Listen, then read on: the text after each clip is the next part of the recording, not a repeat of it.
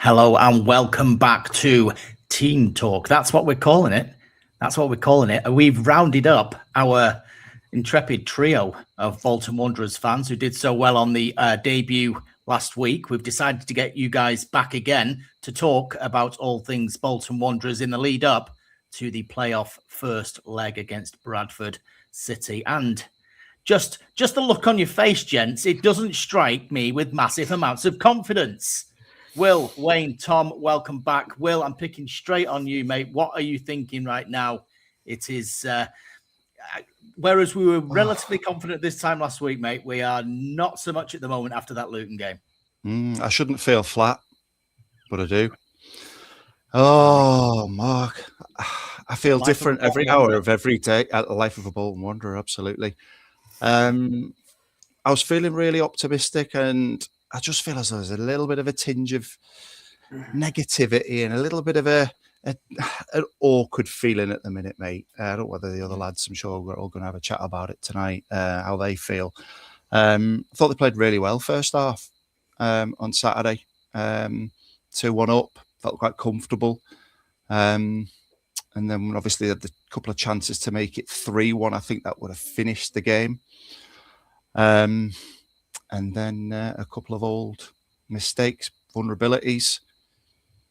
Defensively, it's going to obviously come back to some of the talking points from last week that we were discussing. I think I'll have sorted myself out by the weekend.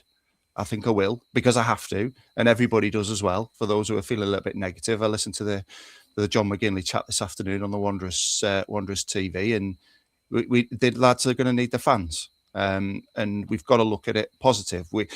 We all wanted a home leg second. We do.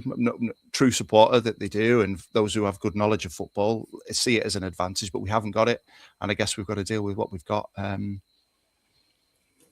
That's the way it is. That's just the way it is, mate. That's just the way it is. It is. We've just got to be positive, and we've got to deal with what we've got to deal with. But I'm sure we'll talk about some of the issues that could arise throughout the playoff campaign, which I hope is a three-game pitch. All right. Wayne, make me feel positive, mate. Give me something to make me smile and look forward to Saturday. Or you can do what you want, really. Positive. We can score goals. That absolutely was a problem at the time, but we're all right with that. Are you confident? I mean, this is exactly why I asked Will. Are you confident going into this weekend now? Yeah, but that's just because no one else is playing really, really well either. You really can't predict it. Stockport, lose against Port Vale, then get a win. I mean, Bradford, I feel as though we're better than them. I feel as though we can get a result there as well as at home. Stevenage can be solid at the back. The nice 1-0 win at the weekend. I wouldn't be surprised if they got to the final. Sometimes they know how to win. And so, yeah, I'm confident, but it's probably 25% each. I don't know. Tom, you've got the difficult third shift here, mate. This is a tough one, but look, the bottom line, as Will touched on there, you're gonna have no choice when you get into that stadium on Saturday night. Yes, you haven't got home advantage, but as soon as that whistle goes, I think people will forget, won't they? Well, definitely. I think, as Will was saying, and I actually watched that John McGinley video today, and one thing he referenced to was the Barnsley home leg when we played them in the playoffs when we lost. But the actual atmosphere at that game was probably the best I've seen at the Toughsheet Reebok Bolton Wanderers Community Stadium, University Stadium. I agree. But it's probably the best that I've seen there. And I think, another positive, a massive positive, I have to say, is one, we've got Dolby back. Two, I think Sissoko is really looking tidy out on that side. And we had the debate last week of, do we start Gale? Do we start Sissoko? And flicking between the two. For me now, you stick with what you've got. Sissoko's on fire. He's playing well. he said in an interview himself, I think he got a bit shy when he said it, that you sort of know when you've got that fullback on toast, basically. and he said that about the Bradford game. So he should be going into that game full of confidence. What you were saying, Will, about the finishing the game off, I would say that's not just been our problem this season, but for the last few seasons. Sometimes I think that we're absolutely dominating a side, and we just don't have that end product. I think Thierry Gale had 2 opportunities where he really could have killed the game. Instead, it was almost like he was going more for the picturesque strike, putting it in the top corner, instead of just drilling that ball past the keeper. So I am going to go opposite to the 2 moody guys today, and I'm going to say I think that a home leg first is actually going to work in Bolton Wanderers' favour this year. Because I believe at home, yes, we lost to Luton, but one thing Schumacher says is this team always bounces back, and they have proven that throughout the season. When we lose, we do usually turn it around.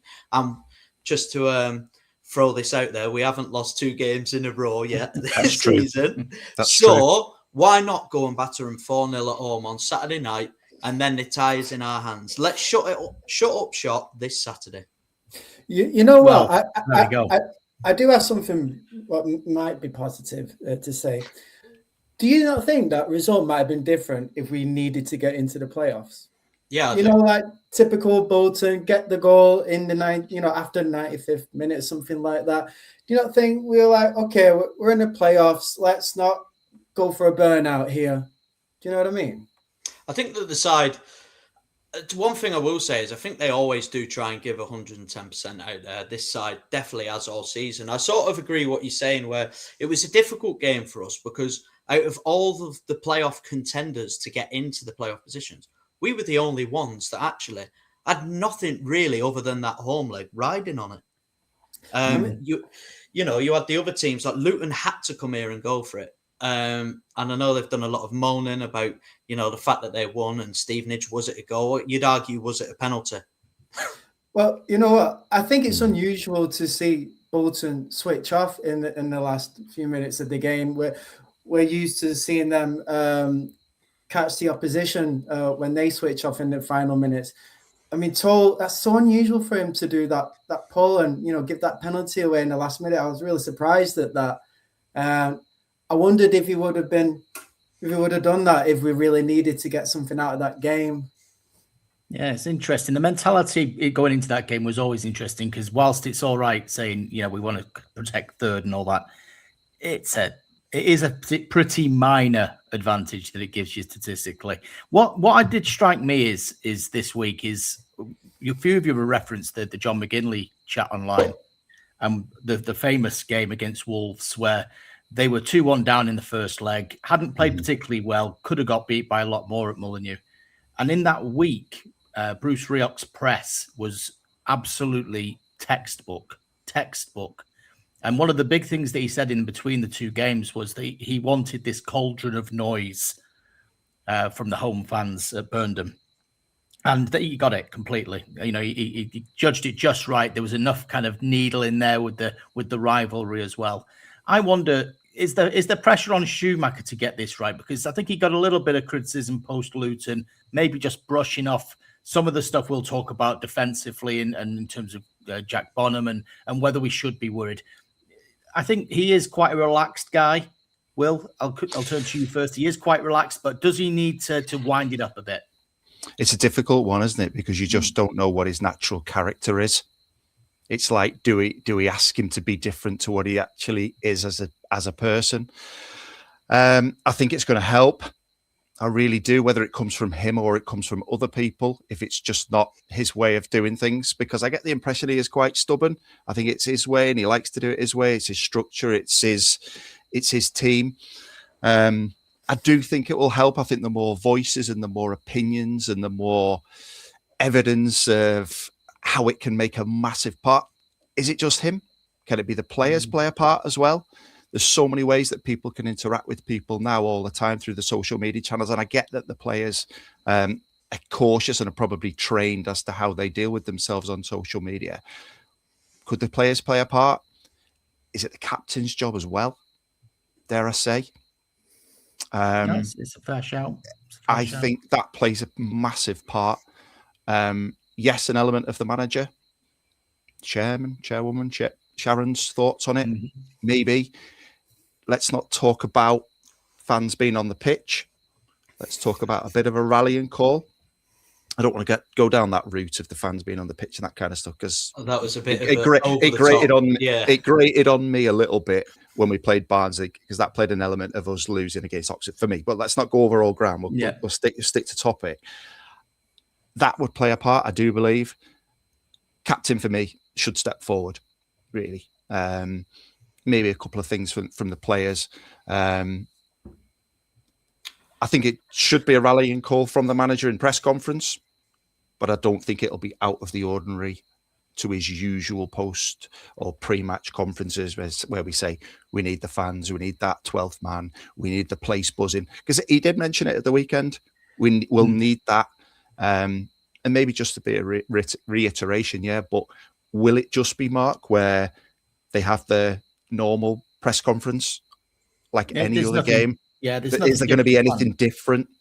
That's it. So there's nothing else planned. So this is the thing. Who else can come in? And I think the captain. I mentioned it a couple of times. I think the captain should be saying something, but he seems like a quiet captain to me. Do you respond to that sort of thing, Wayne? Like if let's say, I mean, you've got John McGinley. Pick your favourite player. He comes out in the press conference, says, listen, we need you guys, everybody shoulder to shoulder with our white brothers and all this kind of stuff.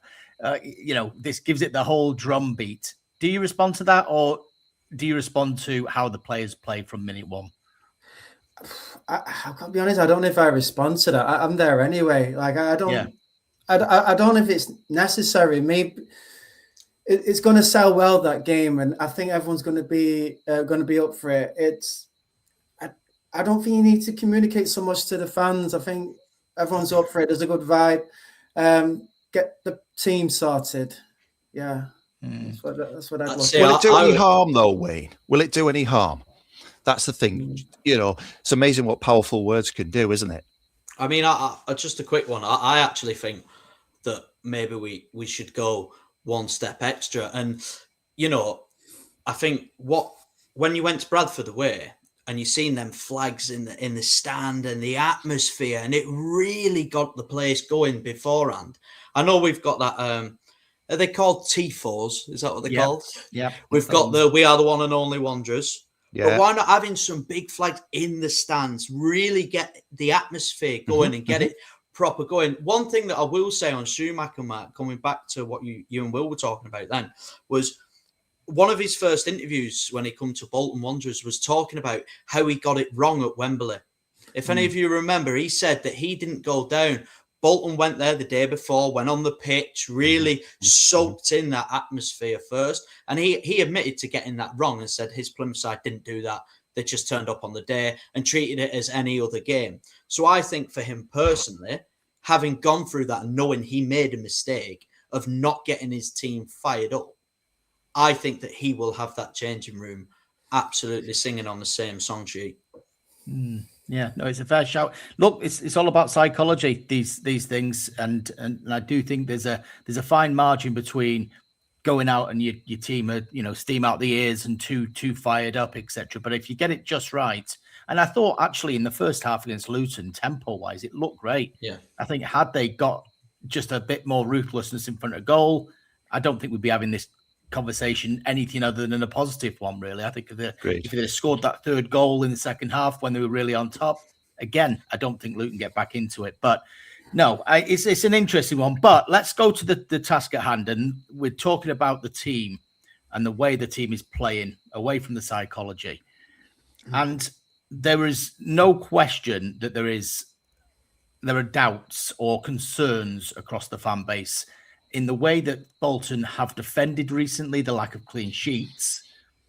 And I don't want to turn this into some sort of pointy witch hunt, because it doesn't do anybody any good. But we talked last week about maybe there's a vulnerability on the left-hand side with Johnson and or Conway. I think that possibly was proven true against Luton in spells. But also, under pressure, as do Bolton have an issue with the goalkeeper, Will? Yeah. Can we start with you? You're going to say yes? Yeah, I'm going to be hoping honest. You're going to I will. expand on that because otherwise it's I a will. short I show. will. You need a safe pair of hands. Pardon the pun. Pardon the pun. You need It's a not an safe easy pair one. of hands. It's not an easy one. Like I said, I don't want to get into a kicking show. No, and I don't want to, but I'm going to answer. And I'm going to answer your question in straight and with what I feel as though is the right answer. I believe we have a huge vulnerability between the sticks. I know we touched on it last week, and there were some bits of positivity, but I'm going to be. I still really do straight. think, Will, he's an improvement on Sherman Law. I agree, but I'll come back to the fact that he was a third choice goalkeeper for Stoke City, who finished 17th in the Championship. I've seen 2 weeks in a row against Bradford and against Luton where the basics of commanding your box. That equalising goal against Luton was embarrassing from a goalkeeping side. It was just looked ugly. It looked messy.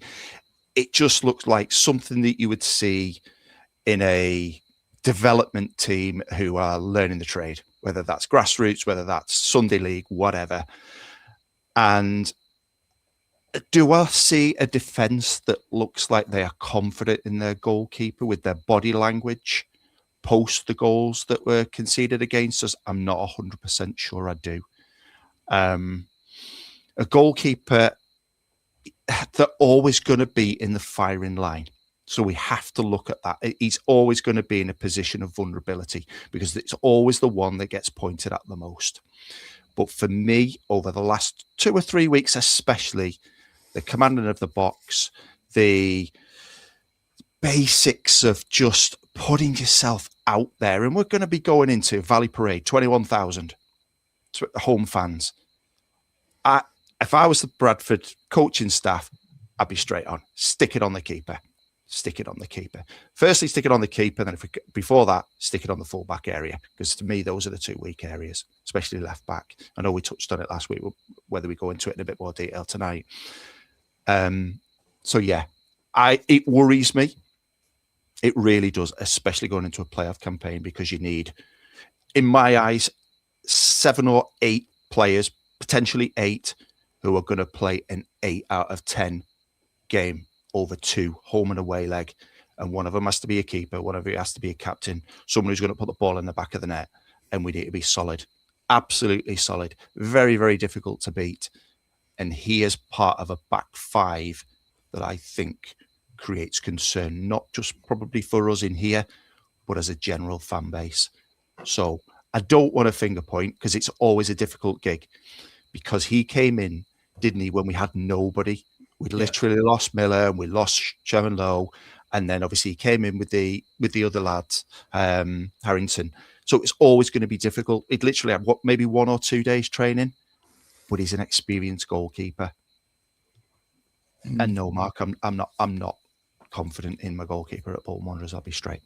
They signed an experienced goalkeeper. A, obviously, Steven Schumacher knew him. He'd worked with him at Stoke before. B, because I think they felt that was a shortfall of Sharman Lowe's, that the experience aspect was not there. Yeah.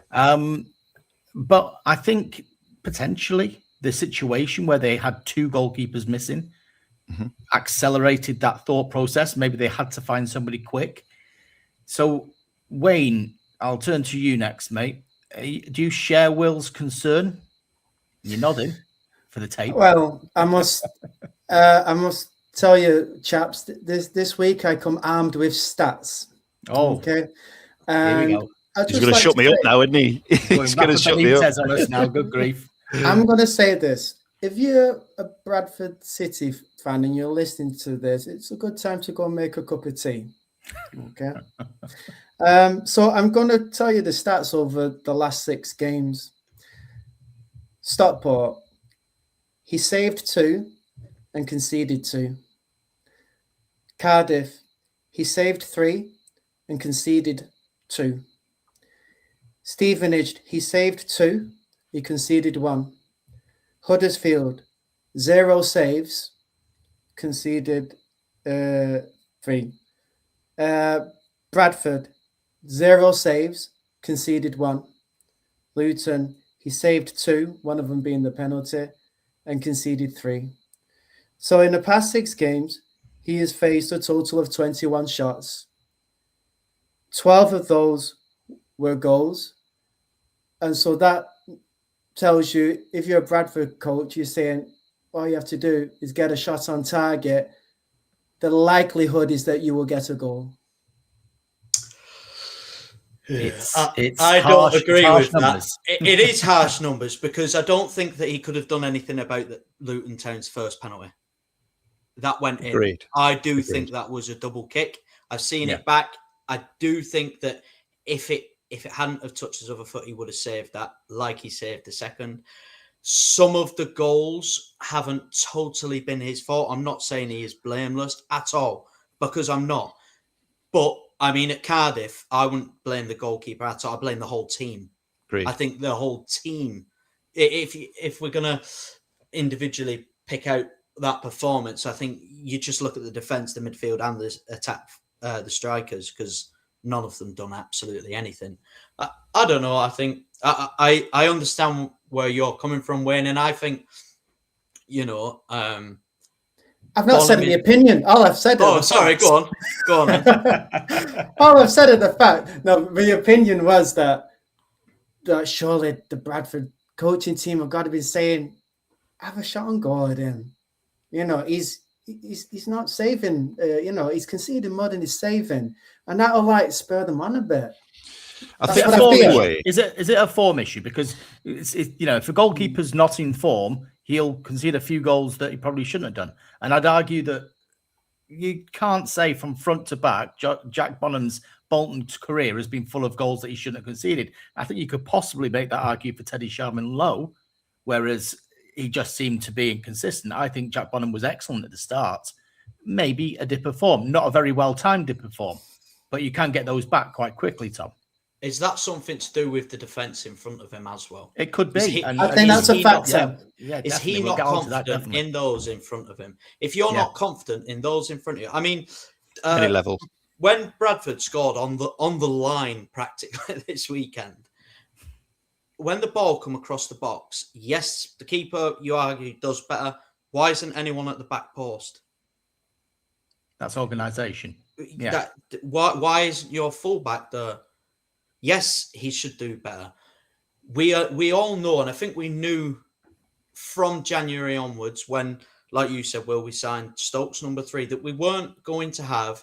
And this, look, I don't particularly mind him, but we weren't going to have a world-class goalkeeper. However, do I think he's a decent League One goalkeeper? Yeah, I do. Do I think that he would be better with a better defence in front of him? Yes. We conceded 90 goals last season, and we didn't make any, real 70. attempts. 70, sorry. Yeah. 70 goals last season. And the only player that we did try to get in was Richard Taylor. And you look at that, and that's just been, for him, not the dream move that he probably wished for. I think Bonham was, it was right to get him in at the time. He's a step up, well, maybe half a step up from Teddy Sharman Lowe. I'm grateful for him coming in to the team and helping us in this second half. But surely Schumacher's got to be thinking, do I get another keeper in the summer? I think a lot of it has come down to recruitment, doesn't it? Yeah, exactly. Well? And what's available? Exactly that. Because they cost money, don't they? Goalkeepers, strikers of quality cost money. Otherwise, they will be playing at Bolton Wanderers. In January, though, I sat here having these conversations with Bolton fans. A lot of them were saying, need at least another centre-half to cover for Johnson. You need at least a left-back to cover for Conway. It didn't happen. And ultimately, you, as a manager, you're going to get judged at the end of the season on those decisions. And I would also say, like I said last week, it isn't just on Steven Schumacher's shoulders; it's on Fergal Harkin's shoulders as well, because this is the way that Bolton operates. It's a decision making is made across the board. So, if that is what Bolton ultimately get hung out to dry on, then it's fair cop, I think. But Yeah, I think it's interesting. I mean, the centre halves aren't blameless. I thought Farino played quite well at the weekend, personally. I think he's been really good. Well, he has. I mean, the thing is, they've had to kind of reshape the whole defence to get Farino in because they didn't want to drop Toll. Are we now at the stage where you could drop Toll and put Farino as the right-sided centre half, have Johnston playing where he would normally play, and then play Conway? You could, but I don't think he will. You could, but I don't think he will. I think he's made him a captain for a reason. He's played the majority of the games. He's stayed fit, which has been good throughout the majority of the season. I think you could play any of the two of the three, to be honest. But I do believe Farino adds that little bit of guile. Just a quick one. Do we keep Bonham in net? Yeah. Is it too late to bring Harrington in? Can't do it. You can't, can you? I don't think you can't do it now. No. I was having this conversation with someone the other day, and they said, bring him in. And it's difficult because how could you bring someone in that's not played football? He was injured at Fleetwood, Mark, was he not? Yes. Yeah. Yes. So he's not played this season, I don't think. There's only one that you could bring in. There's only one that you could bring in that's played recent football, which is Alexander Hutchinson. Sorry, that's the only one. Sorry, I was going down the road. I'm going to get my words out here. Yeah. Going down memory road there with that one. A bit like Peter Shilton. I just thought 5 minutes ago, where's Peter Shilton when you need him? I think he's just too far down. I think we have to stick with him, and I think we should try and get behind him. I don't know how you get behind a goalkeeper, because whenever he's got the ball, you're like, do you know what I mean? So how do you get him off, get him going? I think his distribution's been good, personally. I do. Yeah. In terms of getting the ball out, making it safe, his kicking's been good. He's got that kind of that quick eye looking for Kenny when he's on the shoulder. I think all that's fine. We're talking. I think really it's a 6-yard box issue. But yeah, exactly, and that may be a bit of confidence. Could be. Yeah.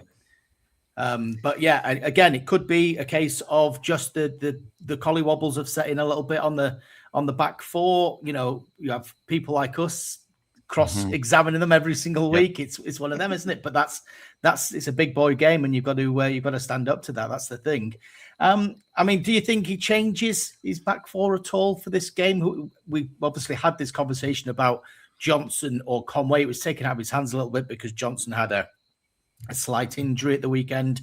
Looks like he's back in contention now. So we'll do the round again, and give us your back four.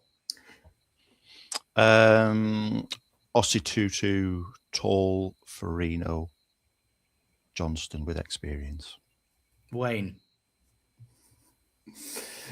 The same.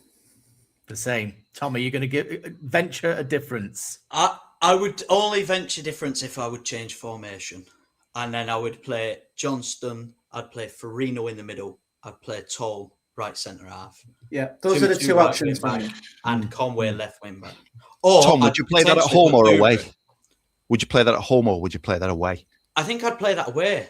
I think if we played it away, we could be a bit more compact, and you've still got the big lads at the back. I noticed a lot of the Bradford balls, they put a lot over the top, didn't they? Mm-hmm. I think, if you could have Toll running at you and you've got Farino perhaps tucking in beside, covering, I think that would make us a bit stronger. I don't know. I don't get paid monies to be the manager, but that is what I would go for. But then obviously we'd have to look at dropping someone. So who do you maybe put one up front, drop Kenny and just bring Dolby up to hold that ball up maybe? I guess it depends on how it goes Saturday night, doesn't it?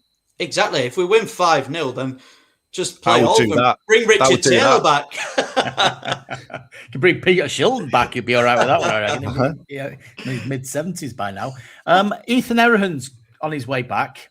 And for me, another thing that potentially is just destabilised a bit is Errahan is he's left-sided, naturally offers a bit more cover on that side of the pitch if he's playing. He's a defensive type of midfielder.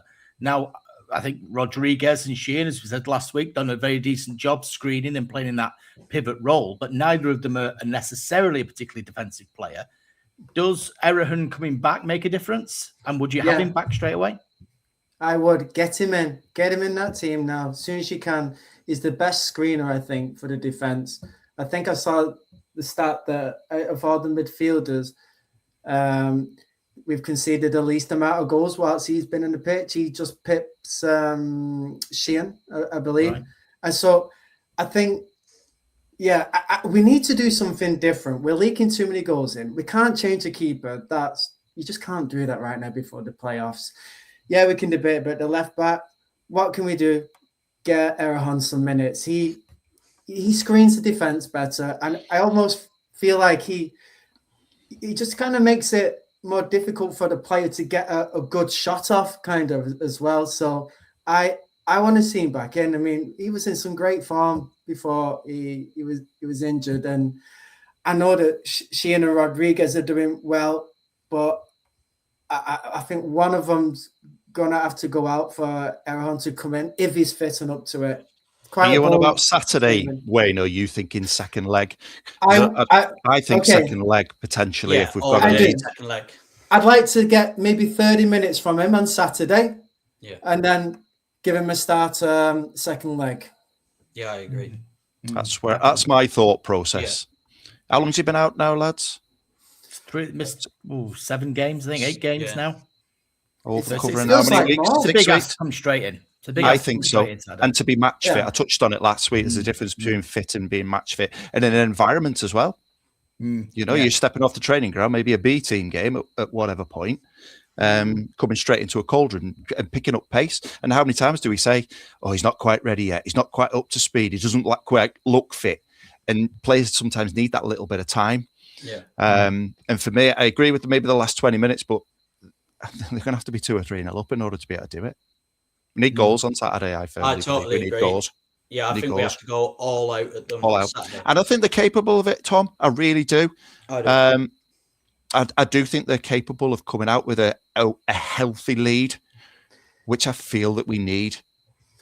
In order to see the Bradford fans taking clips of this as we speak. I just feel like away from home, going to Bradford, they are another big club like Bolton, and I do feel that it's hard, isn't it? Because you look at the stadium. My bedroom window literally looks at the stadium, and it's a beautiful ground.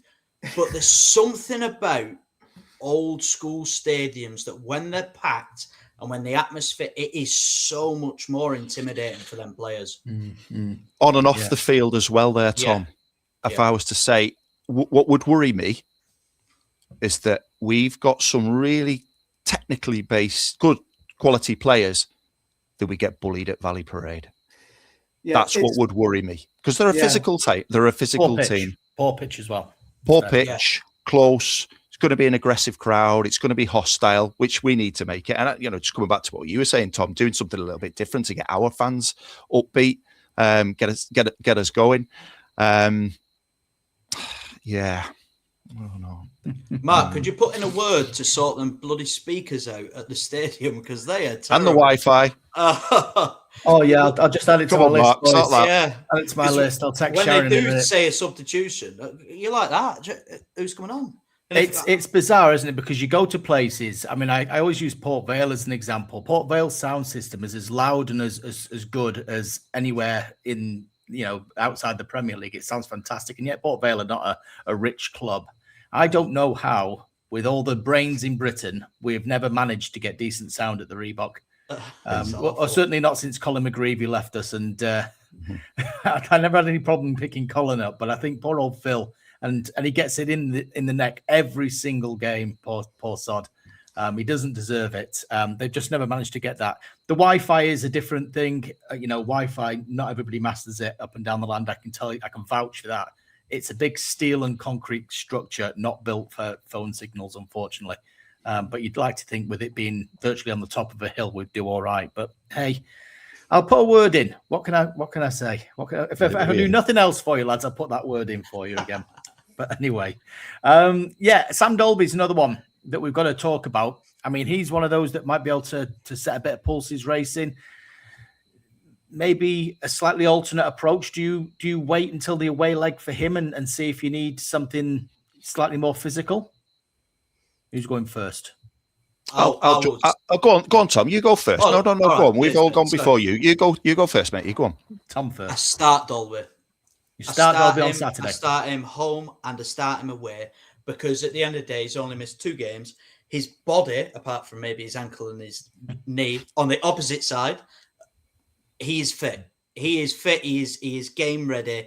I mean, he only played 2 weeks ago. Sometimes you have longer than that off anyway, in an international break. So I think he's fit. I think he does give us something different. You're right, Mark. I think having that big presence up front, and correct me if I'm wrong, but he hasn't played against Bradford this season. Pass. But I think he is something different judgment than what they have faced. And I think he brings a different dimension. And if we're honest, Burstow has been really good stepping in. But that chemistry off the bench. That chemistry between Dolby and Kenny is the best we've seen in a couple of years between 2 strikers, I believe, at the club. That's a fair shout. It's a I fair think shout, that's isn't it? I think that's a good comment, Mason, yeah. but I'm with you on that, Tom. Straight in. And let's be fair, probably since Christmas has he been one of the first names on the team sheet? Yeah, definitely. Yeah. Or would you leave that out now? You're not going to do it. And whilst Burstow had a good game at Bradford, I think he's contributed well, Burstow, over the course of the season. But when he dropped out of the side and obviously played on the bench, I thought he was more effective when he came on off the bench. I really do. I'm with you all day long, Tom. Sam Dolby has to come straight back in. Plus, he's like Sam Dolby he's an unknown quantity. Wave as well. He's a Absolutely. player of the year. Yeah, you're going to do it. You play the players with confidence who have played well since the Christmas period, and all he's had really out is a couple of weeks. It's different sort of topic to Erhahan, isn't it? Who's been out 6-7 weeks, 2-week period. If he's fit, he's fit. Has to go straight back in because there's also that mentality factor as well that their defenders are up against. Well, he's their top scorer here. Yeah, and physically, we need to do that as well to match them. I agree with. Yeah, it's a full house. I agree with everything Tom and Will have just said there. If your player of the season is fit, play him in this high stakes game of football. You got to play him. As much as I really like what Burstow's done, I thought he did all right on Saturday. He worked his socks off. He was sharp, but Kenny had a quiet one. A bit of a quieter one, I thought. And that made me think, maybe he does work better with Dalby. And so, yeah, I'd go with Dalby and Kenny on Saturday. I think if any of those chances fall to Johnny Kenny, by the way, if you notice, not a lot fell his way. Didn't get any luck with that penalty, which I still think was potentially a penalty. But I think he had a quiet game. Nothing was dropping for him. I think he scores 2 or 3 goals if they all drop to him because he's different gravy as far as finishing is concerned. But I spoke to Sam after the Player of the Year awards. He was I had to take him down off the ceiling first because he was absolutely elated. He couldn't believe his name was on that trophy alongside the JJs and the Kevin Davises and the UC Escalines. I think he's definitely a player who gets it, and I think he's developed a fantastic kind of rapport with the fans now. The one thing Bolton fans, I don't need to tell you guys, appreciate is hard work and graft and leaving it out there. And Burstow's done that, and that's why people very, very rarely have heard any sort of criticism aimed at Burstow because he leaves it all out there on a weekly basis. With Dolby, he's also got that number 9 quality about him as well, which I know definitely translates in this football club. So, yeah, get him out there. If you're not going to play your Player of the Year in the playoff games, then I think something is up. And like Will said, it's just last one. Like you said then, and you just said it then, Mark, actually, how high he must be feeling. Absolutely. We spoke earlier about how do we get the players up. He will be flying in that changing room all week because of how, I watched the interview with yourself, I think, online where he was saying about how happy he was with the names and stuff like that. And I just think, if he's fit and not playing him, then we're just shooting ourselves in the foot big time. Confidence plays a huge part in football player's mindset. It really does. You know, we had the chat about Sissoko last week. Do you leave him out? Do you bring Gale in? I think it was pretty evident that he's a confidence player, and it worked out quite well, that decision, I thought. It is working out. I'm pleased for him, to be honest. I am unpleased for him. I think he seems like a really decent lad as well. He is. I just want to make a comment on substitutions. I don't know if you guys felt the same. I felt like this last season, certainly, and maybe the first half of this season, I always felt our substitutions weren't very inspiring. I wouldn't get excited about, this person's coming on, he's going to cause some trouble. But like this second half of the season, when you know the likes of like Burstow are coming onto the pitch, you think, well, he could do something. And I just felt like it's been a while since we've had that feeling where you could get excited about the subs who came on. What do you think? Our stats, Steven Schumacher has had more goal involvements than any other manager from his substitutes this season in League One. That'll be why I feel excited about it then. Okay.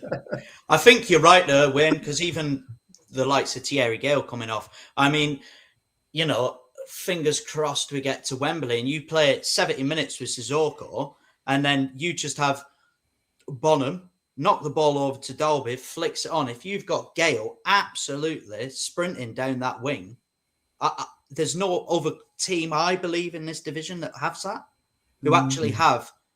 I would say, it hasn't quite worked out for Rob Apter. However, he probably is. He probably needed a pre-season where he was confident as well. Like you said, well, it's about confidence. I think that, we've got 4 decent wingers, and I don't think any other club has that. I really don't. Not in this division. I think Gale's struggled recently. Yeah. I do. I think he's struggled recently, Gale.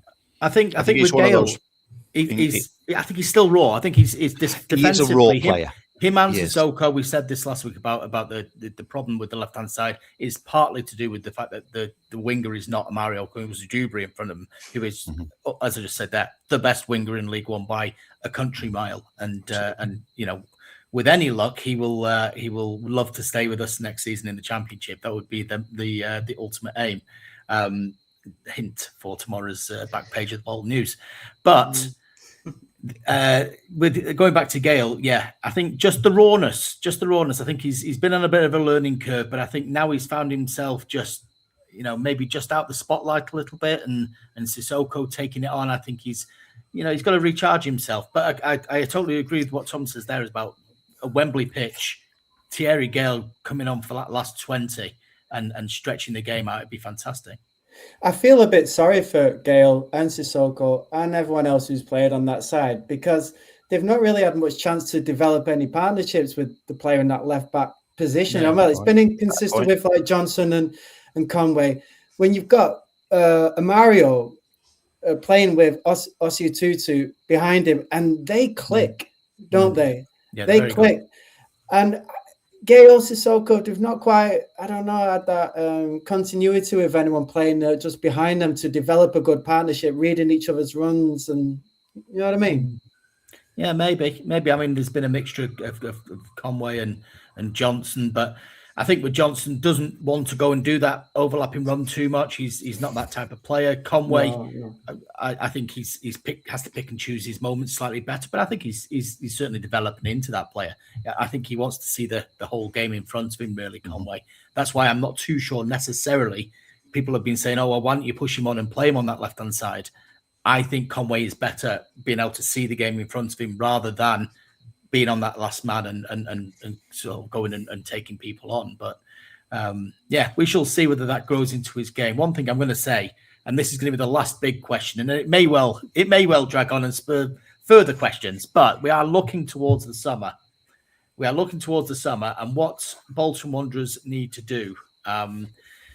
I'm going to say we're going to talk about just the loan players, because I dare say that we'll be talking about transfers until the cows come home. But we'll just talk about the loan players and which loan players you could see staying at Bolton Wanderers permanently, which ones you think are Championship specific, or which ones you'd be glad to say sayonara to. Will, let's start with you. Who do you want to see stay and who do you want to see leave? I want to keep all the good ones, obviously. I'd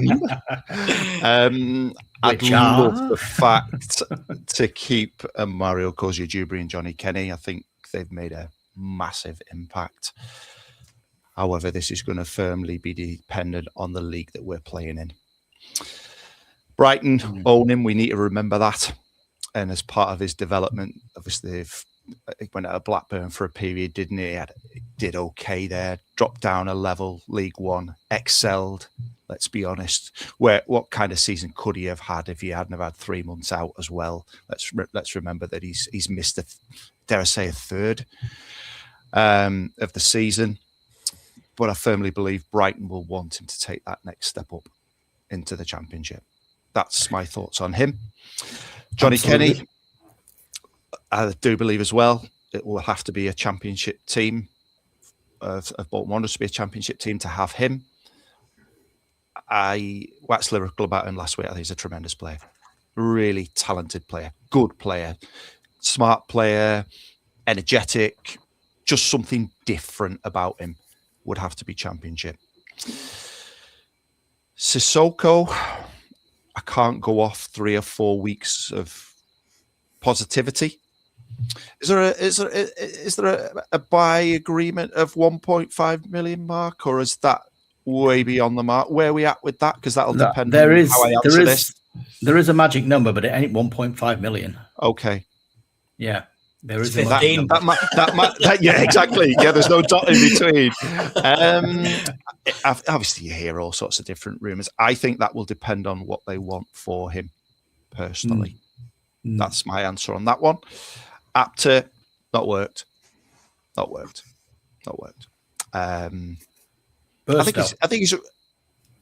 think he'll stay irrelevant of what league we play in. I do. I think he could. Who will stay? Burstow. Okay. I think Burstow stays. I really do.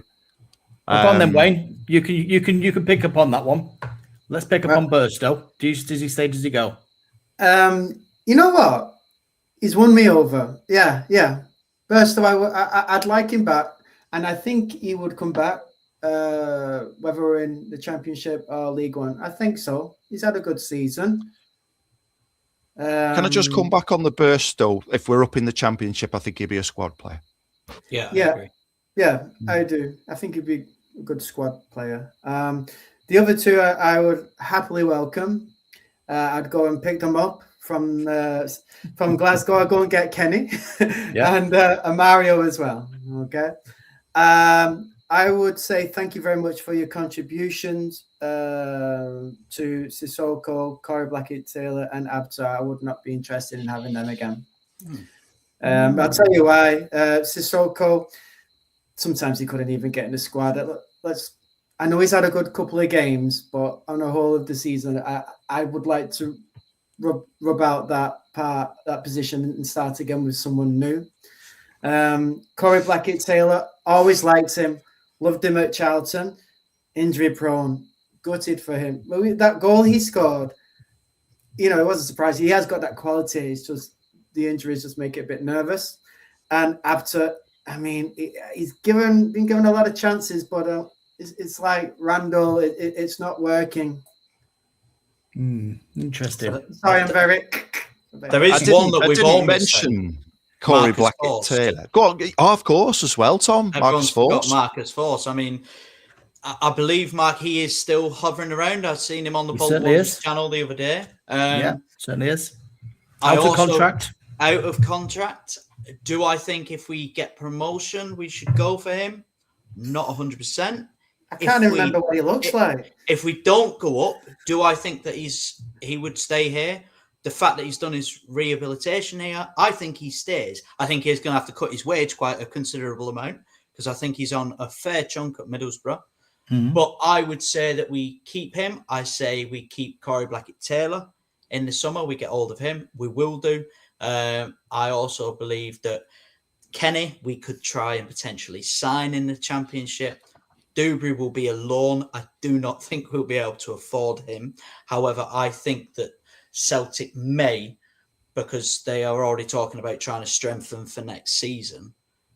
Does that involve Kenny? I know he wants to go back and potentially show what he's about, but if they spend another 10 million on a striker, is he going to get them opportunities? Is he not better signing on a 4 or 5 year deal that we seem to like to give these days to John Kenny in the Championship? I think it very much depends on what happens in the next few weeks, gents, because Bolton as a Championship club will be a very different prospect to Bolton as a League One club next season, when you're having to go through another season of Bromleys and Stevenages and what have you. That's assuming Stevenage don't go up. Right. Before I go, I'm going to possibly chop this off and end up editing it and using it as a separate thing. But starting with Will, I want to say score prediction and how the game's going to go within about 30, 45 seconds. Crack on. I think we'll win 3-1. I really do. But I think it's going to have to play a massive part with mentality, focus, and a lot of work on the training ground and a lot of research on what Bradford's strengths are. And also, don't make it easy. Don't make it cheap. Make it very difficult to score against. I think the home leg is the only thing that gets us through with a positive result. If we're winning 1-0, I'm not confident we go to Valley Parade and do it. I think we need at least 2 or 3. The stage is yours. Considering all the stats all the stats I threw at you before, I something gives me the feeling that we will do better defensively this Saturday. Am I right? We've only scored 1 goal past Bradford this season. Sorry, they've scored 1 against us. Yeah. They scored 1 against us. Yeah. Sorry. And that was a mess. It was. It was. I'm gonna go. I think we'll score 2. Dalby will score, and they'll get 1. 2-1 Bolton. 2-1 Bolton. Yeah. Tom, see you at home. Well further afield, 4-1 the Whites. And I tell you what, we're going to destroy them, go all out attack, because, as Will said, we need to do it this Saturday, because I think we lose 1 or 2-0 away at Bradford next week. Agreed. Goodness me.